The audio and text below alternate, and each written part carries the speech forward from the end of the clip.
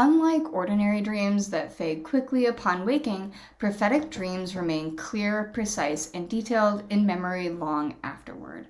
I can still remember the very first dream that I had when I was 8 years old. It doesn't fade, it sticks to you like glue. Such clarity suggests intentionally that these dreams intend to communicate critical information urgently and unambiguously. Biblical accounts highlight this clarity vividly.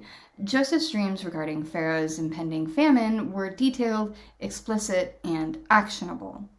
Emotional intensity further marks prophetic dreams, often accompanied by feelings of urgency, conviction, or certainty.